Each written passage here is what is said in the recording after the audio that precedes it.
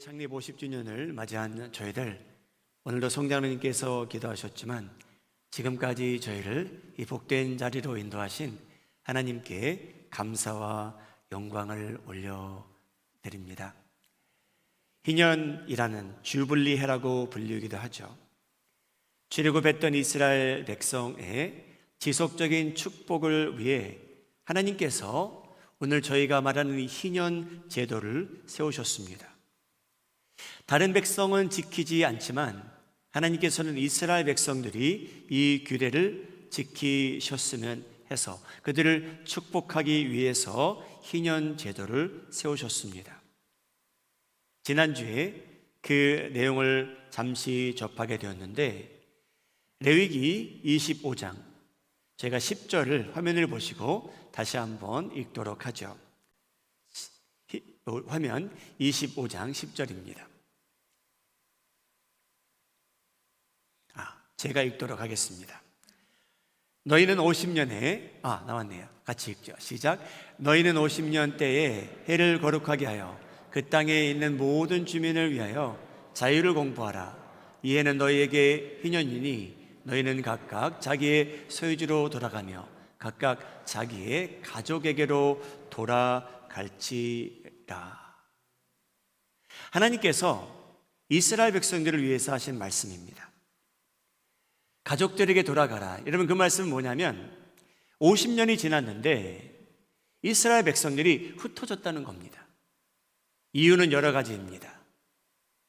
자기의 땅을 판 사람들이 있었을 것이고, 인생의 삶이 힘들어져서 자기가 다른 이스라엘 백성들의 집에 가서 종노릇하는 사람들도 있어서 하나님께서 50년째가 되면 흩어진 이스라엘 백성들이 자기 가족에게로 돌아가라고 명하신 내용입니다. 사랑하는 여러분, 저희는 한번 생각해 봐야 됩니다. 왜 하나님께서 희년 제도를 세우셨을까? 하나님께서는 이스라엘 백성들은 물론이고요, 식구들을 염두에 두시고 이 제도를 세우신 겁니다. 식구들에게 돌아가라. 신체적으로 돌아가는 것도 있지만 여러분, 하나님께서는요, 식구들이 돌아옴으로 인해서 영적인 회복과 치유도 함께 일어나는 것을 원하신 분입니다. 희년을 맞이한 저희들, 여러분, 매주 시간은 흘러가는데 희년을 맞이한 저희들, 여러분 가족도, 여러분들이 사랑하는 식구들도, 친지들도 하나님 앞에 돌아오는 그러한 특별한 해가 되기를 예수님의 이름으로 소원합니다. 여러분, 하나님 앞에 등 돌린 자녀들이 있습니까? 희년을 맞이한 저희들, 하나님께 등 돌린 자녀들이 돌아오기를 소원합니다. 여러분들이 사랑하는 배우자들이 있습니까?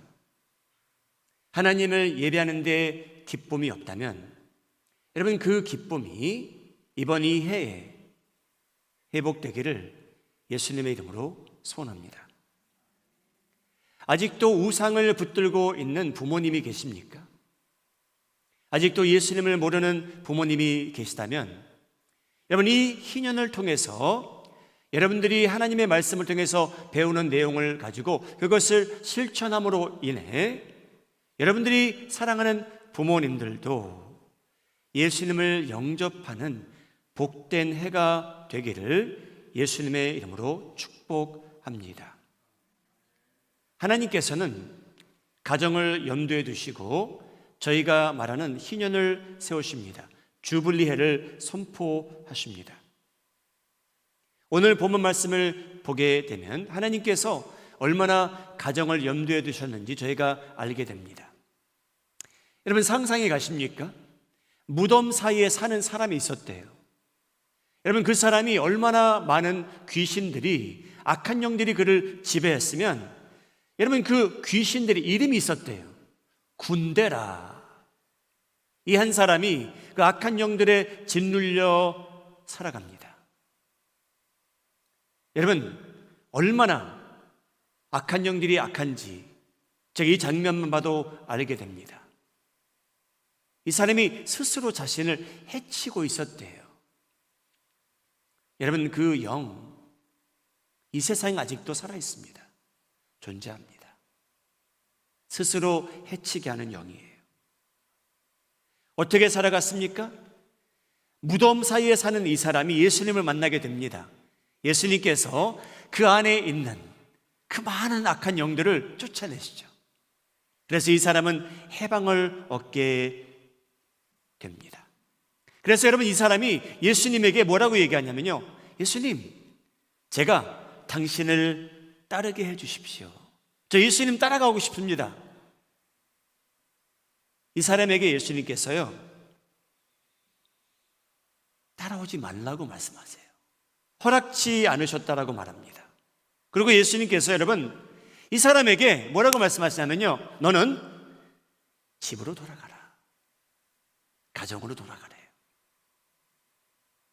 여러분, 왜 예수님께서 이 사람에게 따라오라고 말씀하지 아니하십니까?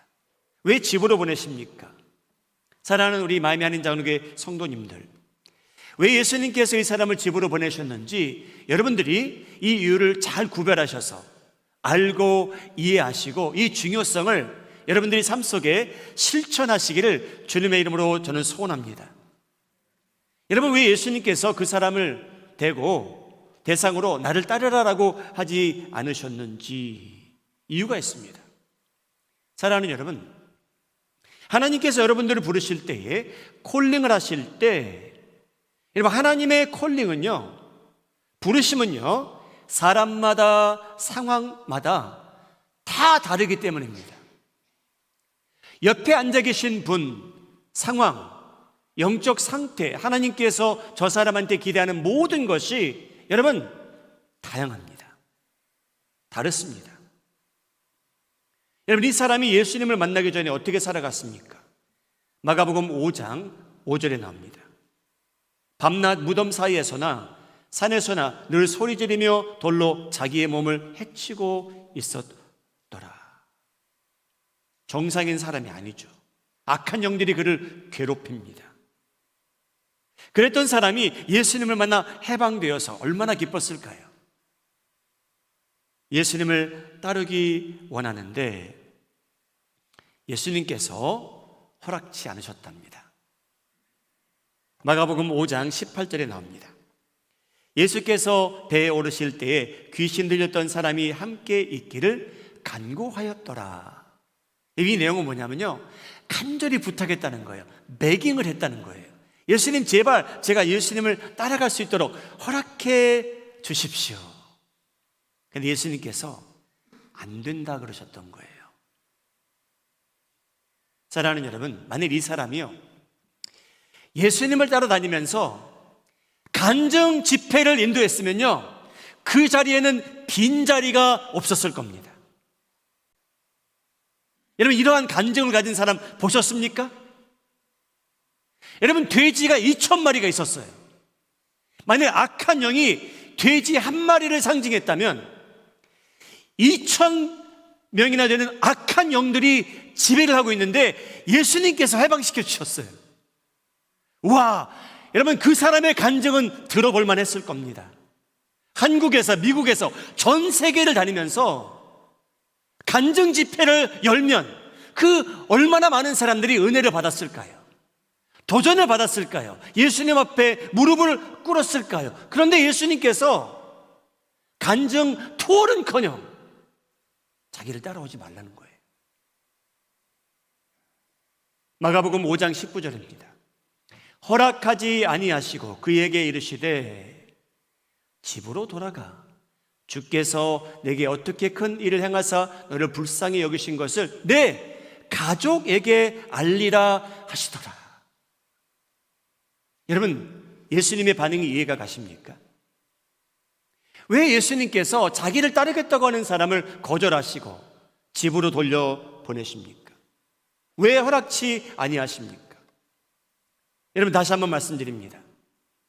하나님께서 여러분들을 부르셨을 때 여러분들의 콜링과 여러분들에게 필요한 반응은 다양합니다. 동일할 수 없어요. 이 사람은 예수님께서 집으로 돌아가라고 말씀하셨습니다. 예수님께서 치유해 주신 모든 사람들이 예수님을 따르기 시작했더라면, 여러분, 수천 명? 은혜를 받은 사람이 예수님을 다 함께 따라다니겠다면 수만 명이 됐을지도 모릅니다. 여러분, 성경을 읽게 되면 예수님께서 어떤 사람을 보고요, 나를 따르라 하는 사람이 많지 않았다는 겁니다. 예수님께서 만나는 사람마다 나를 따르라 라고 하지 않으셨어요. 여러분, 그 당시 그 사명은 12제자에게 주어졌고요, 그 외에 몇 사람들이 물론 예수님을 따른 건 사실입니다. 그런데 그 초대장을 받은 사람들은 여러분 많지 않아요. 어떤 부자가 예수님을 찾아옵니다. 어떻게 하면 영생을 얻을까요? 질문합니다. 예수님께서 진리의 말씀을 주시고 그 사람에게 말씀하셨어요. 너는 내 소유를 다 팔고 나를 따르라. 여러분, 그 사람 외에는, 제자들 외에는 예수님께서 그렇게 초대장을 그 사람에게 직접 던진 대상이 많지 않다는 겁니다.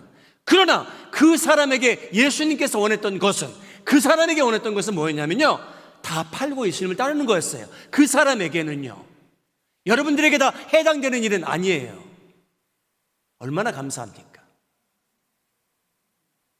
여러분, 하나님께서 주신 콜링이 다 다르다는 거예요. 그리고 저희에 대한 반응도 다르다는 거죠. 그런데 예수님께서는요, 하나님께서 희년을 세우실 때 무엇을 염두하고 세우셨냐면요, 내 백성이, 식구들이 돌아오기를 원하세요.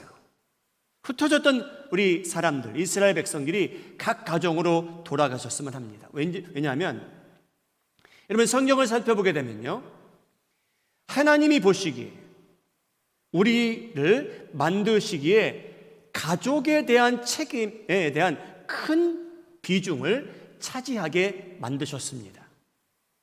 여러분, 저희가 식구들이 있는데요, 부모님이 있고요, 하나님께서 저희를 만드셨는데, 하나님께서 가정을 이루셨는데 큰 비중을, 가정에 대한 책임의 큰 비중을 식구들에게 두셨어요.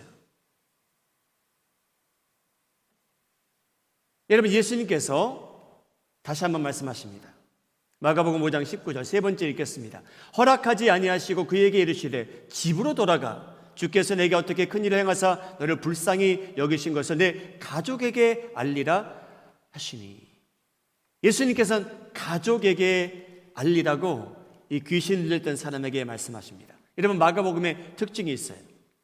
요한복음의 특징도 있고요, 누가복음의, 마태복음의 특징도 있는데, 마가복음의 특징 중에 하나는 뭐냐면요, 다음과 같은 내용입니다. 예수님께서 마가복음 2장에 나오는 중풍병자가 있어요. 지붕을 뚫고 그를 내려서 그가 죄사함을 받고 치유를 받게 됩니다. 여러분, 그 사람 예수님의 사역의 초창기였어요. 여러분, 이 사람이 예수님을 따라다니면서 간증 집회를 열었으면, 여러분, 사람들이 보았거든요. 이 사람 분명히 중풍병자였다. 움직일 수 없었다. 그런데 이 예수라는 사람이 그를 일으켰다. 얼마나 큰 간증거리입니까? 그런데 예수님께서 그 사람에게 뭐라고 말씀하시는지 들어보시기 바랍니다. 마가복음 2장 11절. 내가 내게 이르노니 일어나 나와 함께 가서 간증하라 하지 아니하시고요, 내 상을 가지고 go home, 집으로 가라 그래요. 여러분, 그게 하나님의 관심사였어요, 이 사람에 대한. 여러분, 마가복음 8장 26절입니다. 예수님께서 소경을 치유해 주세요. 얼마나 힘든 삶이었을까요? 예수님께서 그를 치유해 주시고 그에게 주신 말씀이 있어요. 예수께서 그 사람을 집으로 보내시며 이르시되 마을에는 들어가지 말라. 여러분, 이게 이해가 되십니까? 여러분, 저희 같았으면 뭐 집에 갑니까? 마을에 가서 그냥 만나는 모든 사람에게 말하는 게 하나님의 뜻이 아닐까요? 라고 저희는 추측할 수 있겠죠. 근데 여러분, 예수님께서 뭐라고 말씀하시냐면요, 변화됐으면 자신이 받은 은혜를 식구들에게 먼저 전달하는 거예요. 밖에 나가서 떠들지 말고 우리가 사랑하는 식구들이 하나님께서는 여러분 구원받기 원하셨던 거예요. 한 사람이 그 집안에서 은혜를 입음으로 인해 하나님의 계획은요, 나머지 식구들이 천국 시민이 되는 겁니다. 사랑하는 여러분, 저희는 구약에서 신약까지 하나님께서 이 가정을 얼마나 강조하셨는지 보셔야 돼요. 하나님께서 첫 가정을 이루어 주십니다. 아담과 하와, 아내와 남편이 되죠. 창세기 1장 28절 읽겠습니다. 하나님이 그들에게 복을 주시며, 하나님께서 아담과 하와를 축복하셨어요. 하나님이 그들에게 이르시되 생육하고 번성하여 땅에 충만하라, 땅을 정복하라, 바다의 물고기와 하늘의 새와 땅에 움직이는 모든 생물을 다스리라 하시니라. 2장 22절 읽겠습니다. 여호와 하나님이 아담에게 취하신 그 갈빗대로 여자를 만드시고 그를 아담에게로 이끌어 오시니 아담이 이르되 이는 내 뼈 중에 뼈요 내 살 중에 살이라. 이것을 남자에게서 취하였은즉 여자라 부르리라 하니라. 이러므로 남자가 부모를 떠나 그의 아내와 합하여 둘이 한 몸을 이룰지어다. 여러분, 두 사람이 한 몸을 이룸으로 인해 가족이 탄생합니다. 하나님께서 복 주셨대요. 하나님께서는 가정 복 주시기 원합니다.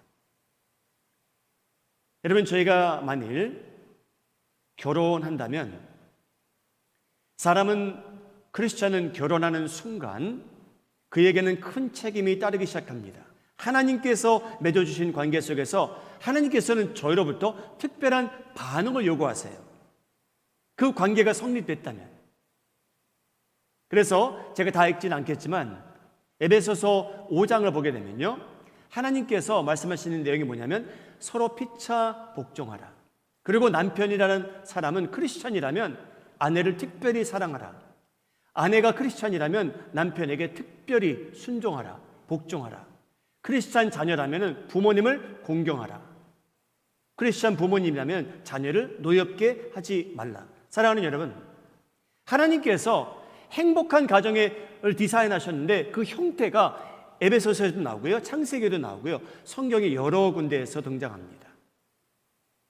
하나님께서 저희에게, 각자에게 주어진 책임이 있다는 거예요. 하나님께서는 저희가 거기에 대해서 충실함을 요구하고 계십니다. 여러분, 저희가 매일 보는 식구들이죠. 당연시 여기기 시작하죠. 어떤 때는 소중히 여기지도 않을 때가 있습니다. 여러분, 저희는요, 신앙생활 하다 보면요, 이런 때가 분명히 와요. 어느 때냐면요, 신앙생활이 이게 다냐? 그 질문할 때가 와요. 나는 그리스도인으로 살아가는데 내가 좀 더 할 일이 없을까? 그런 질문을 제가 하게 됩니다. 그래서 저희는 좀 흥분되는 걸 원해요. 예를 들자면요, 마가복음 10장 29절에 나옵니다.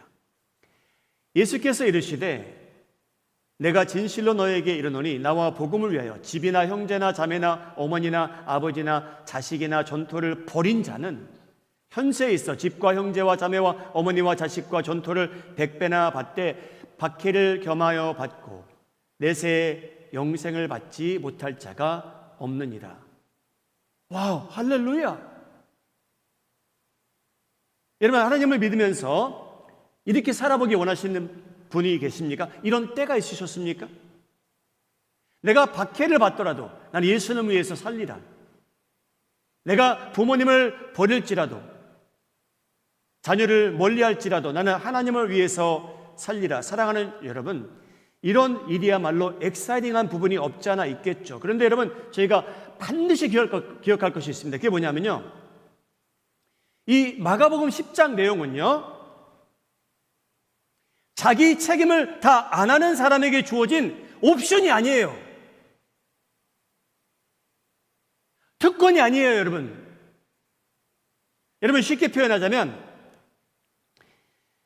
하나님이 저희를 보실 때 너는 가정에 충실하지 아니하니까 선교 사역이나 해라, 그런 하나님이 아니라는 겁니다. 저희가 가정에 충실하지 않기 때문에 하나님께서 너는 가정을 버리고 나를 따르라, 그런 분이 아니시라는 거예요. 여러분, 저희 하나님 그런 분 아니라는 겁니다. 저희가 식구들에게 허수이 하기 때문에 그러면 너는 거기에 충실하지 않기 때문에 나를 따르라 라는 분이 아니라는 겁니다. 사랑하는 여러분, 그래서 제가 선교지를 선택하는 게 아니에요. 그래서 헌신하는 거 아니에요.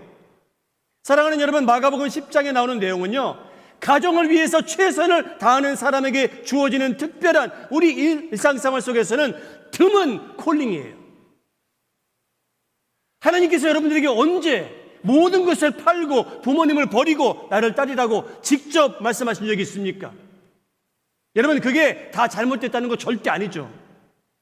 저희가 선교지를 가지만 하나님을 위해서 헌신한 선교사님들이 얼마나 많습니까? 하나님께 감사할 일이죠. 그런데 가정에서 충실하지 않았기 때문에 선교지 가는 건 아니라는 거예요. 그게 하나님의 뜻이라고 해석하시면 안 돼요.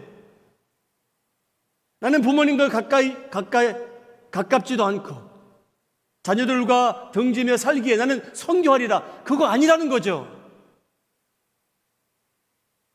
여러분, 그런 분들이 선교지에 가시면 안 돼요.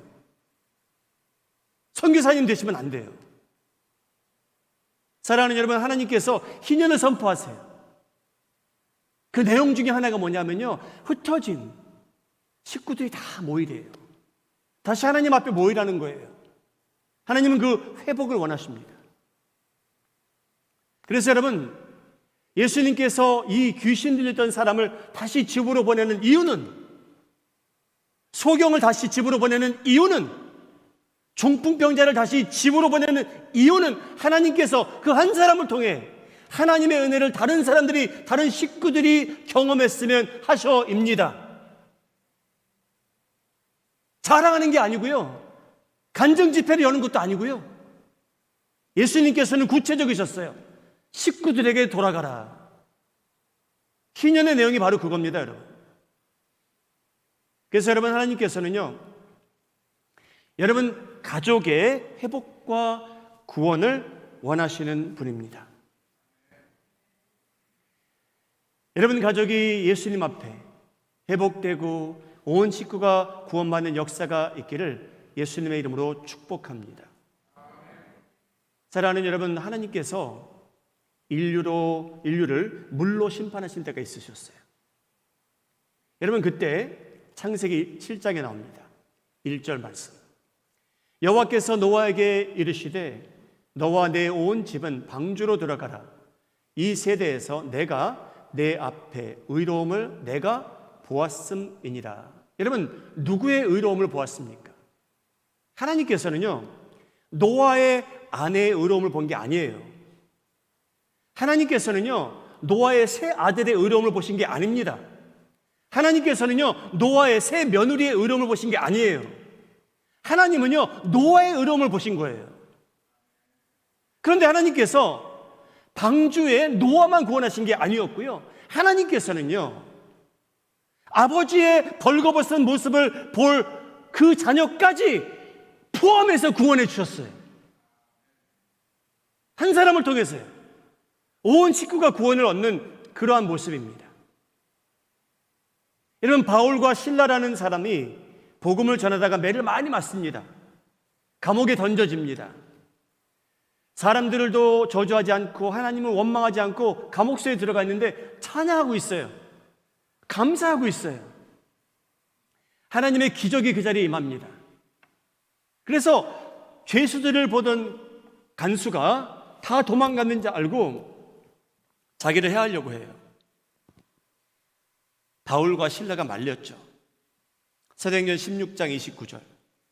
간수가 등불을 달라고 하며 뛰어들어가 무서워 떨며 바울과 실라 앞에 엎드리고 그들을 데리고 나가 이르되 선생들이여 내가 어떻게 하여 구원을 받으리까 하거늘 이르되 주 예수를 믿으라. 그리하면 너와 내 집이 구원을 받으리라 하고 주의 말씀을 그 사람 간수와 그 집에 있는 모든 사람들에게 전하더라. 바울과 실라가 잘했어요. 성도님들 너무나 잘했어요. 간수에게만 복음을 전하지 않고요, 그 식구들에게 다 전합니다. 여러분, 그것이 하나님의 심정이에요. 핥으세요.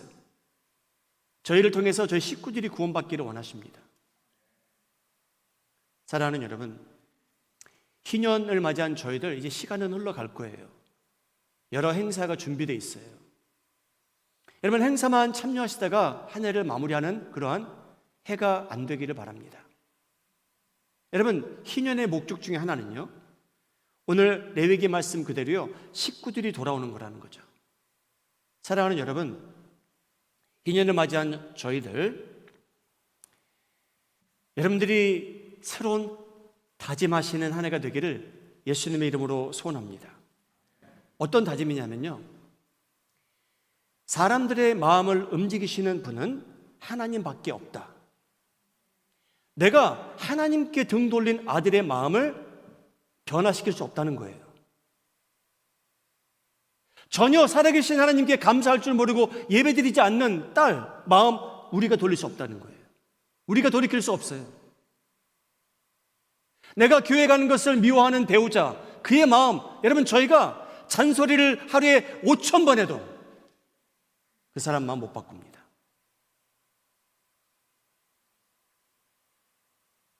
우상을 아직도 섬기고 있는 식구들 중에 누구? 여러분, 저희가 아무리 성경을 그들 앞에 갖다 대도요, 그들의 마음을 움직이시는 분은 하나님밖에 없습니다. 여러분, 그래서 다짐하시기 바라요. 내가 어떻게 하면 하나님, 우리 식구들의 구원을 이루는데 쓰임을 받을 수 있을까요? 우리 마음이 하는 자국의 성도님들, 언젠가 2022년을 돌아볼 때 코비드 오미크론 얘기도 많이 하겠지만, 여러분 2020년들을 언젠가 뒤돌아볼 때 여러분들이 결단한 내용이 생각나기를 바랍니다. 어떤 내용이냐면요, 하나님, 우리 식구들이 하나님 앞에 무릎 꿇을 수 있도록 하나님, 제가 제 아내와 함께 금식하며 기도하겠습니다. 여러분, 집에 가셔서 대화 한번 하세요. 여보, 우리 지금 딸아이가 교회도 안 다니고 하나님을 인정할 줄도 모르게 됐는데 그의 마음 우리가 돌이킬 수 없으니 우리 금요일만 되면 당신과 나는 새끼를 굶어가며 기도합시다. 여러분, 남는 거는 여러분의 헌신과 기도밖에 없습니다.